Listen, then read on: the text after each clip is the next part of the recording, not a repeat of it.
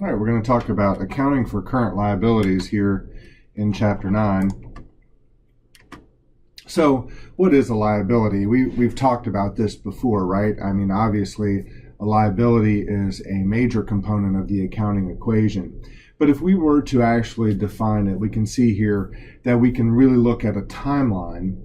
A liability is due to a past event, something that's happened in the past, like purchasing supplies, for which we have a present obligation, meaning that we now owe someone, that's what we call a payable, for some future sacrifice, meaning I would have to give up money. Of course, we can classify liabilities as either current or long-term. We've also talked about this in the past. Current liabilities are those that are expected to be paid within 1 year or less, and long-term liabilities are not expected to be paid within 1 year or within the operating cycle. Just a graph to show you, some companies that have current liabilities and what the percentage of total liabilities is there. There can be uncertainty in liabilities, but being uncertain in a liability, as we'll find out in a few minutes, doesn't necessarily mean that you don't have to record it. There can be uncertainty in who you should pay, when to pay it, and how much to pay. But the rules truly say that if you can estimate, then you're supposed to record it, and we'll talk about that again at the very end. So what are known liabilities? These are certain liabilities, right? Known liabilities, we've talked about accounts payable. That's anything that you owe for active operations, the trade of your business. Sales taxes payable. Here in Virginia, where I am, we all know about sales taxes. Unearned revenues, and that's when someone has prepaid me for my services. So I haven't provided them a service yet. I owe them a service. Short-term notes payable is anything that maybe it's borrowed money, basically, that I owe within 1 year or less. Payroll liabilities. You know that your employer takes money out of your paycheck for your taxes. Well, he doesn't just keep your money. That money has to go somewhere. So companies have to submit those payroll liabilities to the government. And then multi-period known liabilities. And these are liabilities that cross multiple periods. Let's talk about sales taxes. We'll just go ahead and use the example for it. How does it happen? On August 31, Home Depot sold materials for $6,000 that are subject to a 5% sales tax. Okay, well, the sales were only $6,000. We see that in the journal entry there, but we've got to collect the sales plus the sales tax. So we collect cash of $6,300. What do we do with the other $300? Well, we've incurred a liability. We, the company, we're Home Depot. We now are a fiduciary for the government. We're collecting the consumer's $300 worth of sales tax, and we're going to have to submit it to the government at some point, meaning we owe the government that $300. What about unearned revenues? Here we'll look at Rihanna as an example. It says on June 30, she sells $5 million worth of tickets for 8 future concerts. She received the cash of $5 million, but she hasn't earned any of that yet, because she hasn't performed any of those concerts. So we put it in a liability account called unearned revenue. And of course, there can be several variations on that. But what happens when she performs one concert? You'll see one concert's worth $625,000. You might say, well, how do you come up with that? It's $5 million divided by 8 concerts. So once she completes one concert, we move $625,000 out of this $5 million. See how that's the same account? This went in as a credit. We're taking it out as a debit, and we're just going to push that over to the ticket revenue or our revenue account. What about multi-period known liabilities? This includes unearned revenues and notes payable. Unearned revenues from things like magazine subscriptions usually cover more than one accounting period. So kind of like Rihanna's as well, but it's very, very systematic. If you order a 1-year subscription to People magazine, and People comes out once a month. Well, if you pay for the entire 12-month subscription in January, then basically every month that People sends you a magazine, they've earned 1/12 of that subscription value. So they have an unearned revenue that they just kind of keep ticking off as it goes. Notes payable usually extend over more than one accounting period, such as a 3-year note. Is going to be classified as a liability for 1 year, a current liability for 1 year, and then a long-term liability for 2 years. And that's kind of a big thing in accounting, especially if you're going to provide financials to places like the bank. They want to see your current liabilities because it helps them to look at a few ratios that show your ability to pay off your current debt, which would include bank notes. So if you have a 3-year bank loan, the bank wants you to classify 2 years worth of that value as a long-term liability and 1 year as a current liability. Short-term notes payable is usually something that's very short-term, right? It's not anything that's going to go over 1 year or be multiple years. It's something that's going to happen within 1 year or the company's operating cycle, whichever is longer. So let's say that we have a note given to extend a credit period. So we're Brady Company, right? We're on the liability side of this. So on August 23rd, we, Brady Company, asked McGraw to accept $100 cash and a 60-day, 12% $500 note to replace the existing $600 account payable. All right, let's break that back down. We're Brady and we owe McGraw $600, but instead of paying them the $600 up front, we've said, hey, will you take $100 and in 60 days we'll give you the other $500 and you can charge me interest on it. You can charge me 12%. So that's what's happening. So what's happened here is that I had accounts payable. I owed them accounts payable already. So I'm removing the accounts payable because this 600 would have gone on the books as a credit. So now I'm taking it off as a debit and I'm replacing it with a $500 note payable, and I pay out $100 worth of cash. All right. On October 22nd, we pay the note plus interest. So, okay, well, now we don't owe the note anymore, but we've also got to pay this $10 of interest expense. So we pay out $510. Do you remember how to calculate interest? We always take value times the annual percentage rate times the time, and time is always, especially if we're working with days, is expressed in days divided by 360 days a year. So we can calculate that interest out.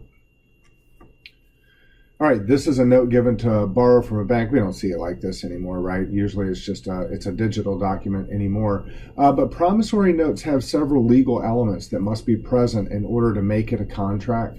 All of those things that are written in red are legal elements of this promissory note that have to be there. If not, then it's probably not going to be enforceable in court. This is a $2,000 note, 60 days, 12%. All right, so on September 30th, the company borrows $2,000 from a bank at 12% interest for 60 days. So what do we get? We're the company.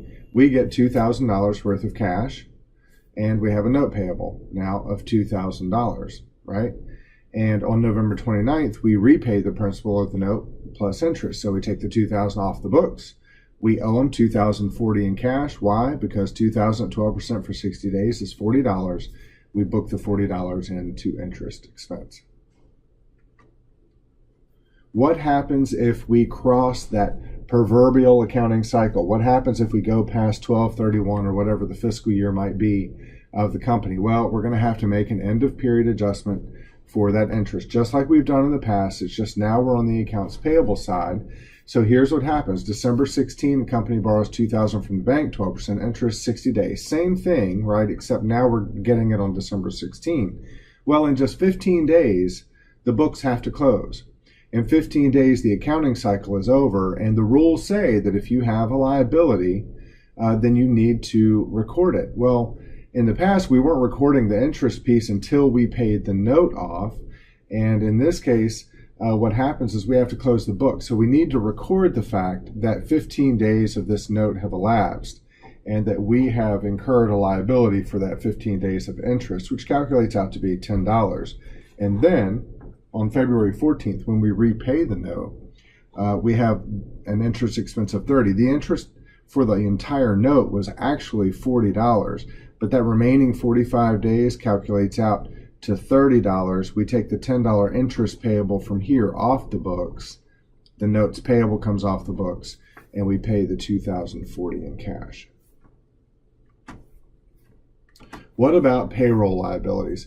So a lot of people don't even realize that the employer incurs expenses and liabilities from having employees. Most people think that the employer just pays you your gross wage, takes taxes out of your money, sends it to the government, and that's it. But the employer actually incurs extra expenses outside of your wages. Obviously, they're withholding taxes from your wage, and that's why they're incurring a portion of the liability, is because they owe those deductions to other people. So here are the employee's payroll deductions. So the employee, basically, it starts with gross pay. We take out federal tax, state tax. We take out any voluntary deductions like health insurance, union dues, whatever. We withhold for Medicare. We withhold for Social Security. We take that out. So if you take gross pay minus all of those things, we get net pay, what's actually payable out to the employee. So let's talk about a few of those. First, let's talk about FICA, the Federal Insurance Contributions Act, and it really has two subparts. It used to all be just one thing called FICA, but when they made up Medicare, they split it into two pieces. So it was always 7.65%. It still is, but the Social Security piece is 6.2%, and the Medicare piece is 1.45%. Notice over there in Medicare that percentage is based on all wages earned in the year. I don't care if you earn $2 or $2 million or $300 million. It's going to be taxed at 1.45% for Medicare. Over on the Social Security side, though, it's 6.2% of the first X number of wages earned in the year. And I say X because that 117,000 was true for 2014, but then it was a different number for 15, for 16, for 17, for 18, and surely it will be for 19 as well. It goes up, it's indexed upwards just a little bit every year. I believe we're at about 120,000 now in 2018. So those are the two primary FICA taxes that you have, and employers must pay the withheld taxes to the Internal Revenue Service. So the employer takes it out of the employee's check and then must pay that stuff into the IRS.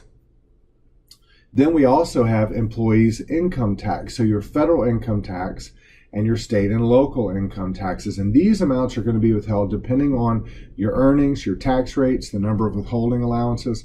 If you have a job and you've ever filled out that W-4 and the VA-4 telling them how many dependents you have, that's what determines how much federal income tax and state income tax you're going to have withheld. Once again, employers must pay these taxes that are withheld to the appropriate government agency. Federal income tax, of course, to the IRS.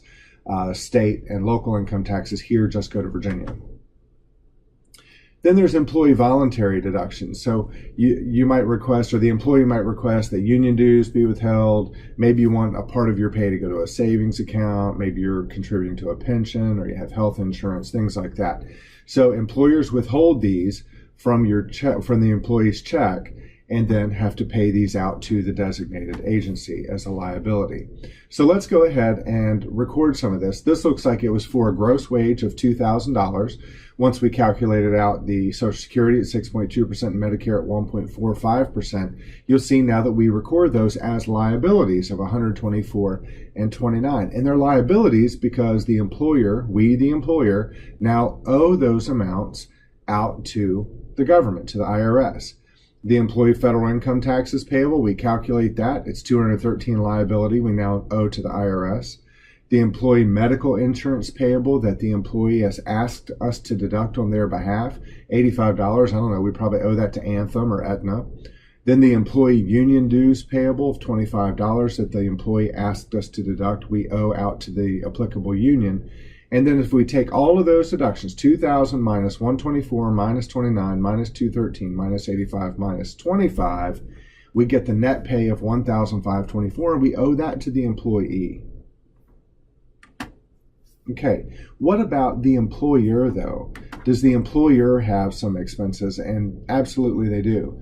So the employer first must match the FICA Social Security and FICA Medicare that the employee had withheld. So if the employee, I'm just going to back up a couple slides. If the employee had $124 and $29 withheld here, the employer now must also pay not only what they withheld for the employee, but must match it as well and pay an additional $124 and $29. Other than that, a truly employer-only tax, the employee never pays for this, is federal and state unemployment taxes. Those are an employer-only burden. Here's what they look like. The federal unemployment tax, which is FUTA, it's complicated. It looks complicated, but it's not really. But unless you do it enough, it just kind of is complicated, right? So it's 6% on the first 7,000 of wages paid to each employee each year. So if you hire someone and you're going to pay them a $60,000 salary, then the first $7,000 that you pay that employee, you the employer, are going to be taxed at 6% on that $7,000, and then you don't pay any more tax until the beginning of next year for that same employee. But here's where it gets crazy. A credit of up to 5.4% is given for state unemployment tax paid if there is a state unemployment tax association in that state. Like Virginia. Virginia has the Virginia Employment Commission is our state unemployment tax association. So we have our own unemployment tax here. So in Virginia, all employers only pay 0.6% of the first 7,000 of wages into FUTA because 5.4 is considered to go to the state. So FUTA is really here to fund state unemployment for states that don't have an employment tax agency primarily. And if they do have an unemployment tax agency, they subsidize it with a 0.6% charge. It's crazy, right? So if you're in a state that has a state unemployment tax, the starting is normally 5.4% on the first 6,000. That's how it comes to this 6. It's this 0.6 plus this 5.4 of the same wage base. However, merit ratings may lower SUTA rates. So you may be in a state that changes this amount, and this amount changes based on the unemployment claims of the employer. In other words, what happens is if an employer fires a lot of people quite often and they go claim unemployment, then he's going to pay a higher rate on this than someone who never fires anybody, right? So currently my firm, I have a 0.13% state unemployment rate. 0.13%. It's really small, and I still only pay 0.6 in FUTA, and it's because I've never had an unemployment claim. But an employer who fires people off, and maybe they're seasonal or whatever, can actually in Virginia pay up to 7.5% on wages, right? Because they fire people a lot. Not only that, but in Virginia, we pay on the first 8,000 of wages paid. So this is completely different just depending on what state you're in. So if you're working payroll, make sure that you understand the laws around the state unemployment tax. For all of the examples and group work that we'll use here in this chapter, we're going to look at 5.4% of 7,000 and 0.6% of 7,000 for FUTA. All right, so here's the employer payroll taxes based on the same example. Look at what happened. We record a debit to payroll tax expense, but we most likely don't know this until we calculate all this out. Of course, we owe an additional $124 for Social Security, an additional $29 for Medicare, but now we also owe $108 for state unemployment because it's $2,000 of the first wages, 5.4%, and then $12 for FUTA because it's $2,000 at 0.6%. We add all this up and we simply debit payroll tax expense. This is the employer expense of $273. Okay, what are estimated liabilities? So an estimated liability, remember there can be uncertainty in liabilities. So one that is estimated is one that is of a known obligation. I mean, I know I owe it, but I'm not really sure how much it is, but I can reasonably estimate it. And it means I'm supposed to record it, such as health and pension benefits. These are estimated liabilities. Assume an employer agrees to pay an amount for medical insurance equal to $8,000 and contribute an additional 10% of the employee's $120,000 gross salary to a retirement program. Well, the medical insurance, this is all estimated. We don't know exactly what's going to happen here. We don't know if they're actually going to get all the way up to $120,000 or not, but because we've agreed to do it, we're going to go ahead and record it. What if the person doesn't make $120,000? Well, we're going to have to change this estimate, right? Vacation benefits, those are estimated. An employee earns $20,800 per year and earns 2 weeks of paid vacation each year. Well, I need to book that. That's an estimated. Are they going to take it? I don't know, but I can assume that they will. So I'm estimating that it's going to happen. Bonus plans also assume bonus will be paid to employees equal to 5% of the company's annual net income. I can estimate what that bonus is going to be and go ahead and get it recorded. Warranty liabilities, definitely an estimated liability, right? We don't know if things are going to break and if they're going to come back and we have to fix them because we offered a warranty, right? But we can estimate what those warranty claims will be, and we can record them. December 1, a dealer sells a car for $16,000 with a maximum 1 year or 12,000 mile warranty covering parts. Past experience indicates warranty expenses average 4% of the car's selling price. We don't know if they're going to come back in and say something broke, please fix it. But trend, right? The history tells us that it's usually about 4% of the sales price. So we go ahead and we record it as a pending liability. We record the expense so that we can match it with the period revenue. When the customer returns the car for repairs, we take it out of the liability, take our parts out of inventory, right? What if this is more than the 640? No big deal, right? Because I've been putting this estimated liability in for every car I sell at 4%. So that estimated warranty liability account is probably pretty big. All right, how about contingent liabilities? Contingent liabilities are things that might happen. So I might be able to estimate them. I might not be able to estimate them. And really, I have to kind of decide, is it a probable event? Is it a possible event? Or is it a remote event that I'm going to be liable for this? Let's say, I don't know, let's say we're running a wastewater treatment plant and we had a huge pipe leak and wastewater was going into, basically sewage was being dumped into the Rappahannock River, right? Well, the EPA caught wind of it, pun completely intended. The EPA found out about it, and now they've come in and said, hey, you've got a pipe leak, you're dumping sewage in the Rappahannock River, you're going to be fined. Okay, well, that's definitely a contingent liability. Is it probable that I'm going to pay a fine? Is it possible that I'm going to pay a fine? Or is it remote? In that case, I'd say it's absolutely probable, right? They're saying you're going to be fined. But now, did they tell us an estimate of what we were going to be fined? And if it was an estimate, then we would need to record it. But if they didn't tell us what it was, we would simply have to disclose in the notes that we're going to be fined, right? Let's say that it wasn't quite so severe and they say, hey, you might get fined, right? In that case, we just disclose it in the notes. And if they say, well, you know, it was just a little leak and, you know, no harm, no foul, get it fixed and you're okay, but don't do it again, that's remote. We don't do any disclosure. Now, it seems very subjective, right? It's a lot of gray area in how you determine probable, possible, and remote. Accountants love numbers, right? So we typically say that if it's a 20% chance or less, we consider it remote. If it's between 20 and 50%, it's possible. And if it's more than 50%, it's probable.